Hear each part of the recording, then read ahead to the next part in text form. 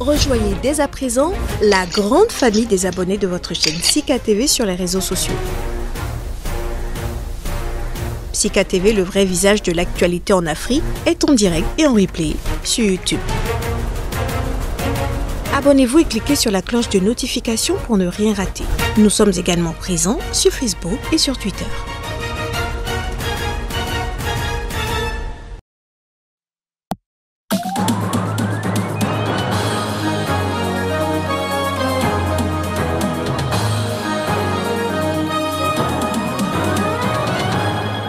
À la une de l'actualité ce 23 septembre, des milliers de Maliens ont manifesté ce mercredi à Bamako pour apporter leur soutien au gouvernement de transition face aux pressions internationales.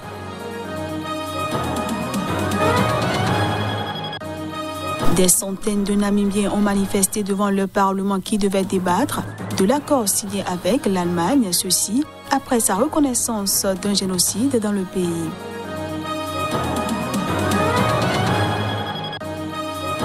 Et puis l'ancien président américain Donald Trump a porté plainte contre sa nièce Mary Trump et le New York Times. Il les accuse d'un complot sournois pour obtenir des documents fiscaux.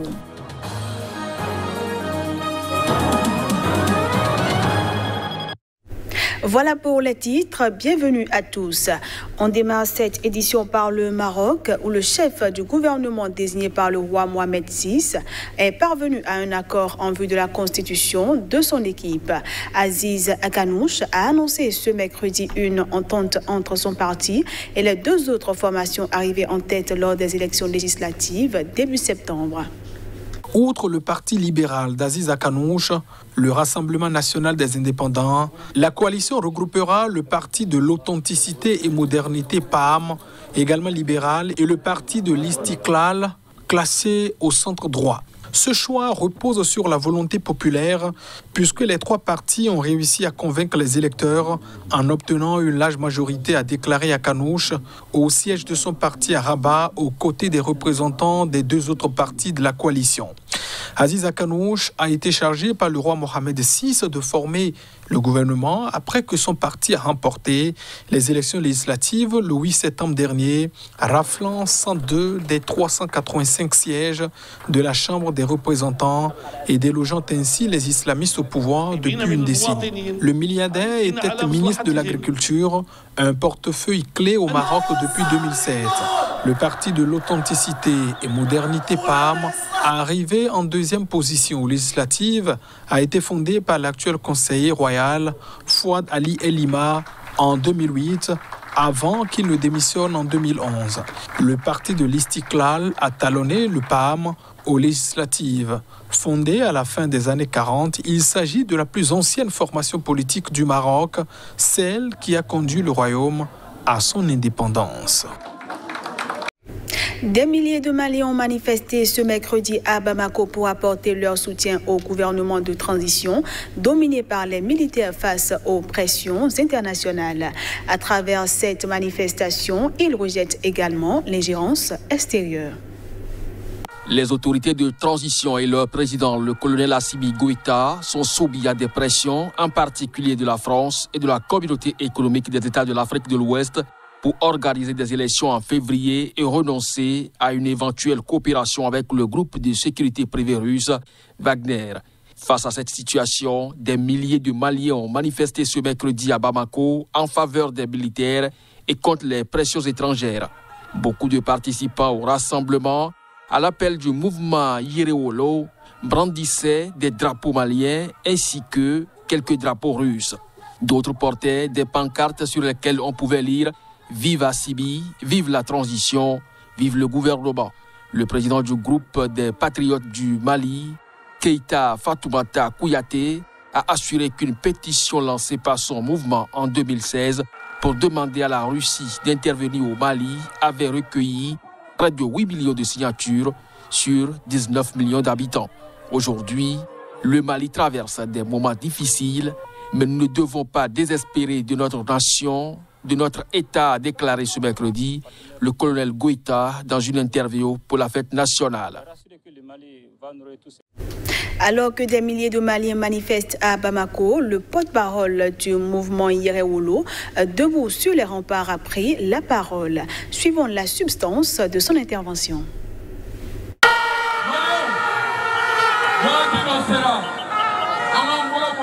Peuple du Mali, il est temps que nous nous tendons la main. Après 10 ans d'exactions, nous tendons la main à ceux qui ont pris les armes contre leur propre pays. Rien ne peut justifier cela. Ce sont des Maliens aussi.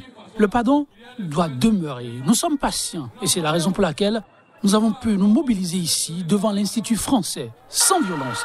Et c'est cela, être malien.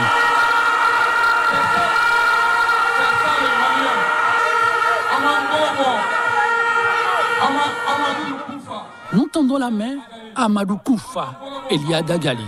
Ils sont maliens comme nous. Mais il y a eu trop d'exactions, Koufa. Tu étais à Bamako, ici à Bamako. On te connaît. On connaît également la mosquée où tu prêches.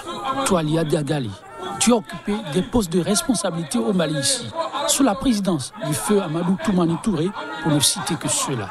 On te demande, pour l'amour de Dieu, d'enterrer la hache de guerre.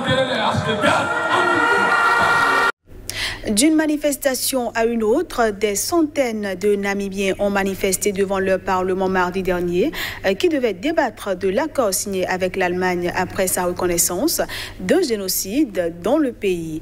Berlin a promis payer à la Namibie plus de 2 milliards d'euros.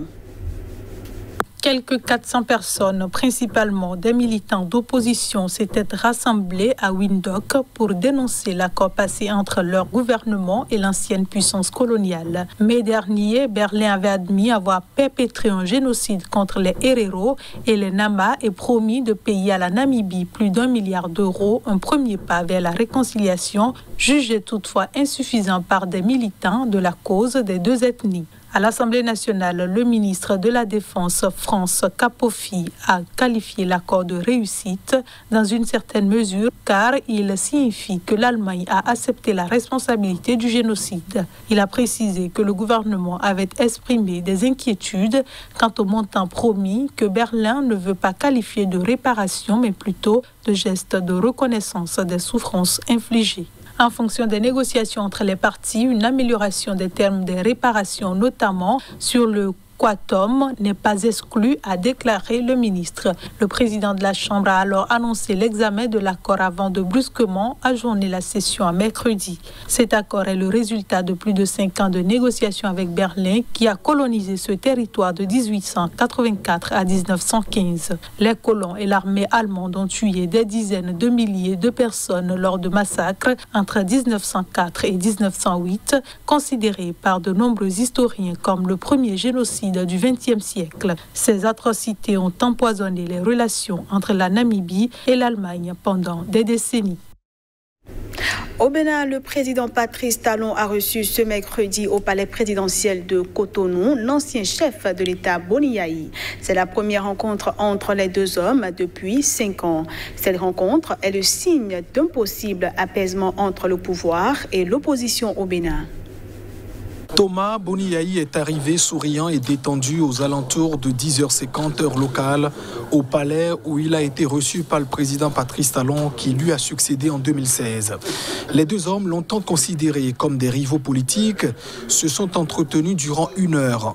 Beaucoup croient qu'il y a un problème profond entre Talon et Yayi, mais il n'y a pas de profond, a déclaré l'ancien président de la République à la presse à sa sortie de leur entrevue. J'ai fait des propositions au président qui m'a écouté, notamment qu'il soit mis fin aux arrestations politiques pour permettre à tous nos compatriotes exilés, en l'occurrence Sébastien Germain-Ajavon, Komi Kouché et autres, de rentrer chez eux, a-t-il ajouté. L'hôte de Patrice Talon a aussi évoqué le cas des détenus au Bénin, Ricky Amadougou, la candidate recalée du Parti Les Démocrates, et le professeur Joël Aïvo. Ces deux hommes ne s'étaient pas rencontrés depuis 5 ans. Les tensions entre eux s'étant ravivées au moment des élections législatives de 2019. La crise qui avait suivi avait débouché sur des manifestations et des violences avec une dizaine de morts par balle.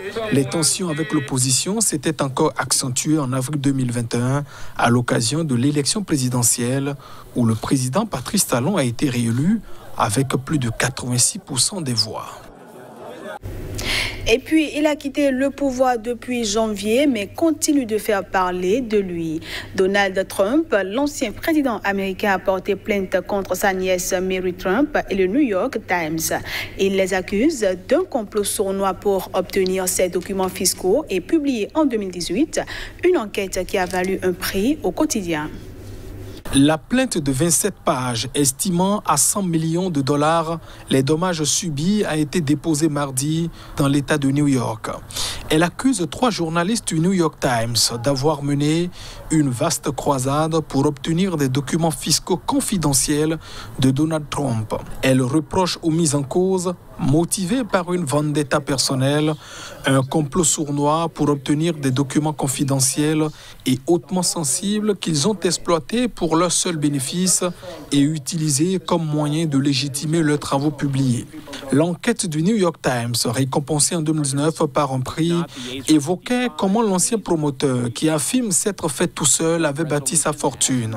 Elle assurait que Donald Trump avait en réalité reçu de son père, sur plusieurs années, l'équivalent de 413 millions de dollars actuels, qui auraient en partie été transférés par le biais d'une société écran, leur permettant d'échapper à l'impôt. Sa publication avait néanmoins débouché sur l'ouverture d'une enquête par l'administration fiscale de l'État de New York. Mary Trump, sa nièce, a révélé avoir été la principale source de l'enquête du New York Times dans son livre paru en 2020 et intitulé « Trop et jamais assez » dans la version française. Et c'est sur cette dernière information que prend fin cette édition, que je vous remercie d'avoir suivi. L'information continue sur Sika TV.